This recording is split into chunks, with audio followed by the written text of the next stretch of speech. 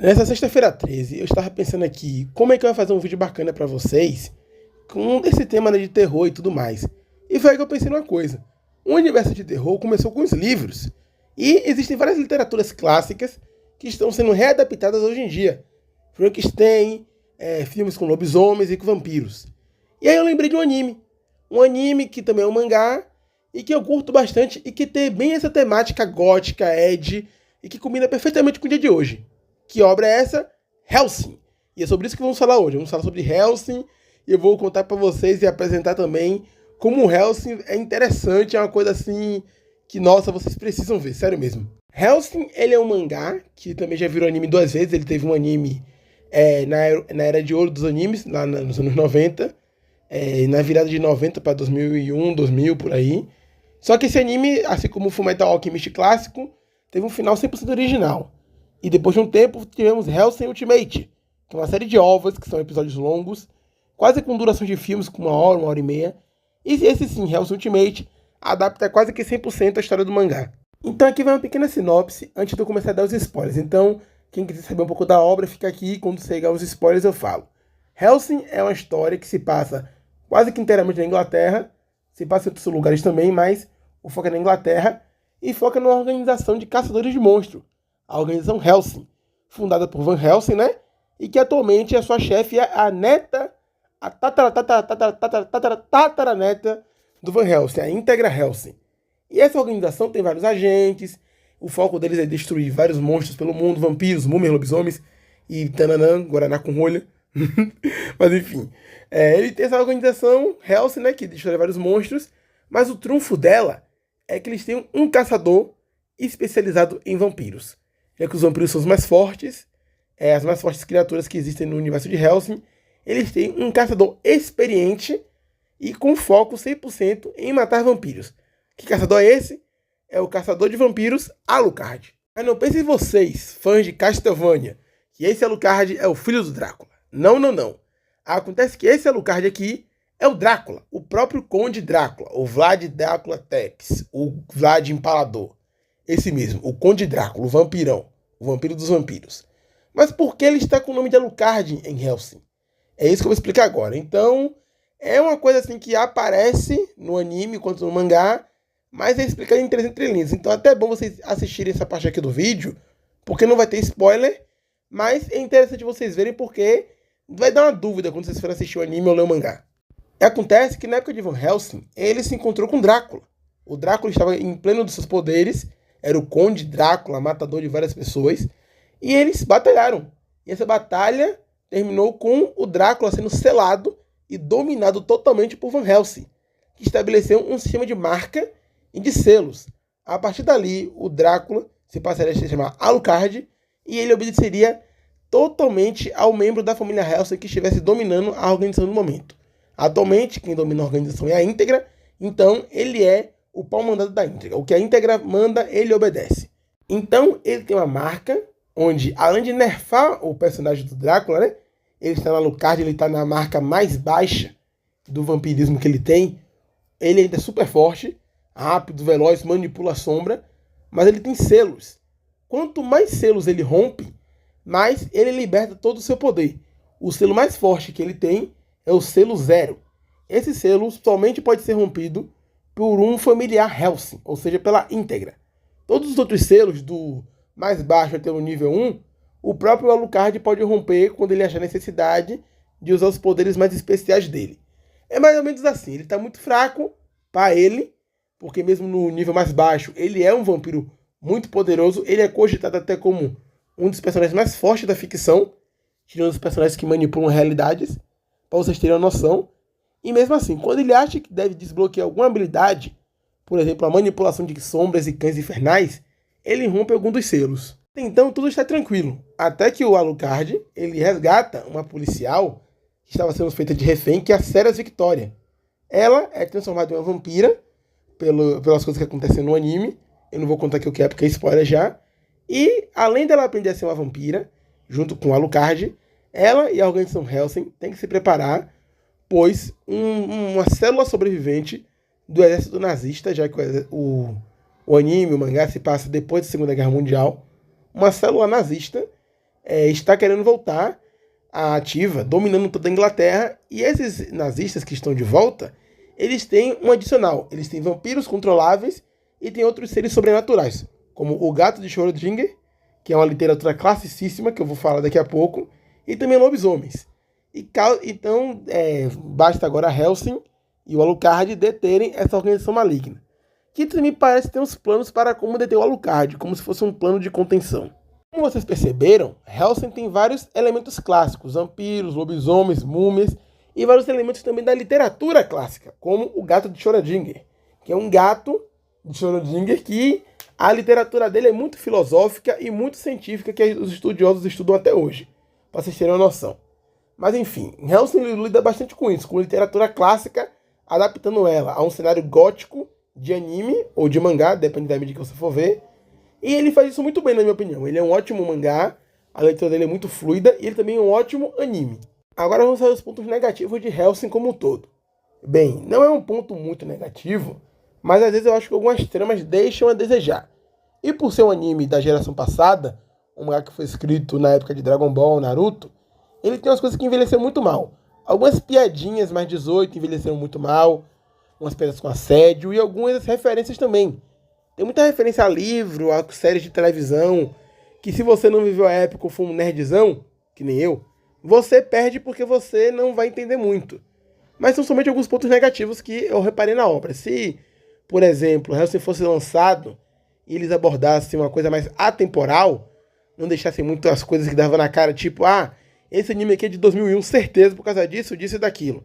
Eu acho que ele se sairia melhor com o público atual.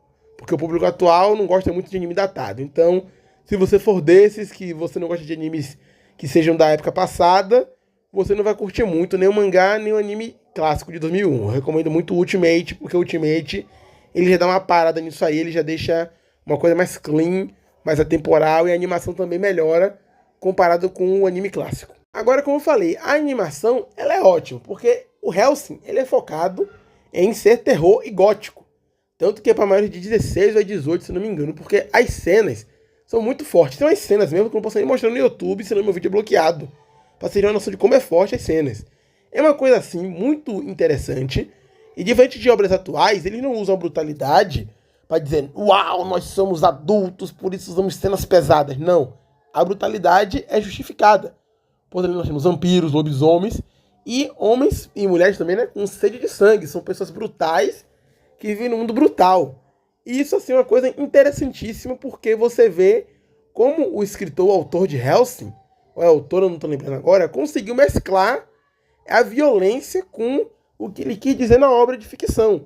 Então isso aqui é um ótimo ponto, né, positivo para Hellsing, tanto o clássico quanto o Ultimate, quanto também o anime. Quer dizer, o mangá, foi mal.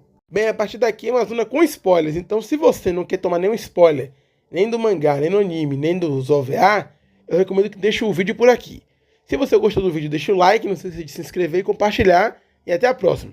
Para você que fica, vamos para os spoilers. Vamos começar então falando sobre a protagonista de Hellsing Ultimate. Sim, a protagonista, porque o que muita gente não percebeu é que nem o Alucard, nem a Íntegra são os protagonistas. A verdadeira protagonista de Hellsing, da obra como um todo, é a Ceres Victoria. E eu vou te provar isso agora. Bem, como eu falei, a Ceres ela é transformada em vampiro. Ela era uma policial que, após topar com um vampiro que era do clã do Nosferatu, deu ruim pra ela quase morre. Pode ser transformada em vampira também. Mas ela é salva pelo Alucard, que é transformada em vampira, e começa a treinar ela como aprendiz. A Ceres, antes da história, ela, apesar de ser uma policial, ela tem um passado muito pesado, e ela também é super inocente. Ela teve os pais dela mortos, de uma forma extremamente brutal, na frente dela. Ela foi salva pela força do policial da época que ela estava. E então ela foi integrada à polícia quando ficou um pouquinho maior. Porque ela não é de maior totalmente. Ela tem uns 17 para 18 anos, se eu não me engano, na obra inteira. Mas enfim, conforme ela vai virando aprendiz do Alucard, ela vai fazendo missões junto com o próprio. No qual ela é ensinada os poderes dela de vampiros.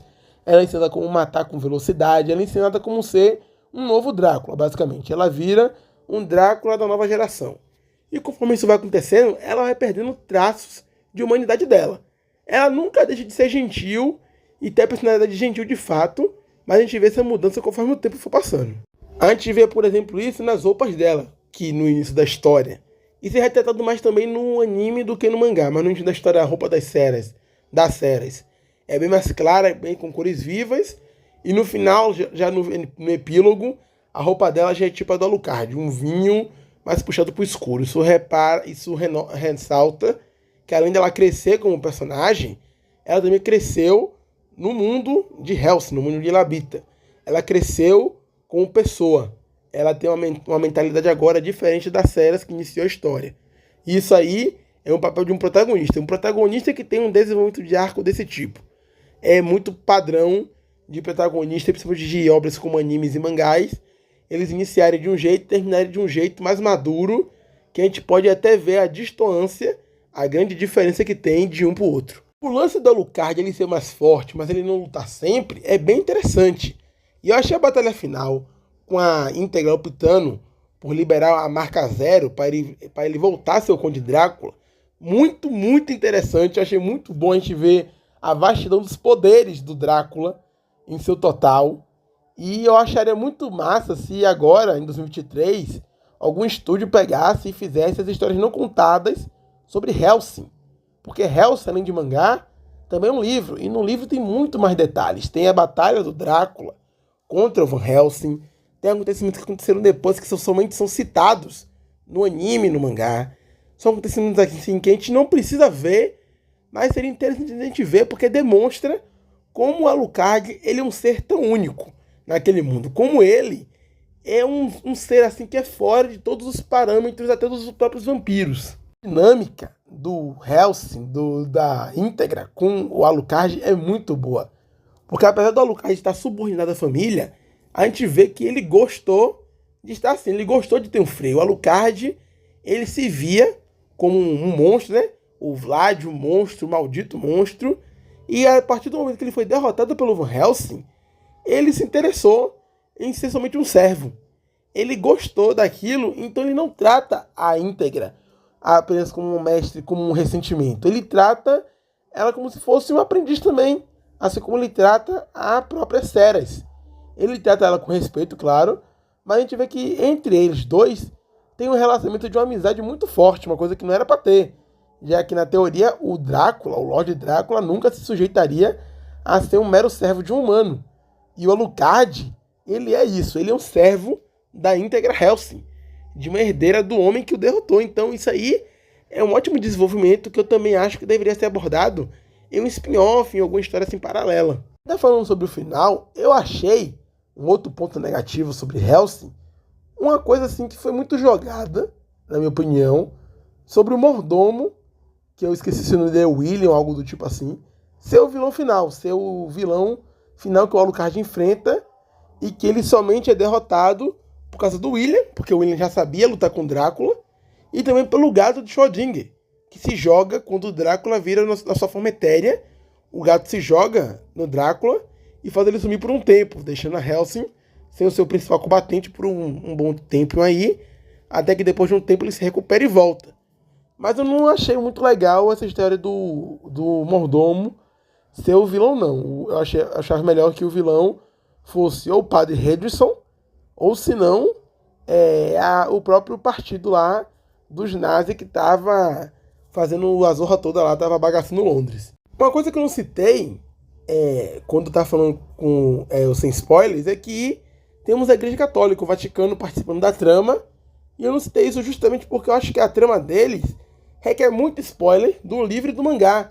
Porque a gente sabe o quê? Que eles são agentes, eles são antagonistas, mas a gente fica assim, apesar de a gente gostar do desenvolvimento do Padre Henderson e de seus aprendizes, a gente não vê muito dele assim. Eu gostaria de ver mais disso, e talvez, se esse vídeo der bastante like, eu traga mais algumas coisas de Hellsing que possa ajudar vocês a entenderem melhor sobre o Vaticano nessa história toda. Mas por hoje é isso, espero que vocês tenham gostado do vídeo. Se você gostou, deixa o like e compartilhe para algum amigo que você acha que possa gostar também.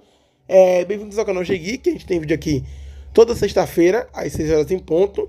Caso eu não possa mandar às 6 horas o vídeo, eu aviso na aba comunidade, então sempre fiquem ligados. Se vocês gostaram do vídeo, comente aí o que vocês acharam. Se vocês não gostaram, também comente aí o que vocês acharam.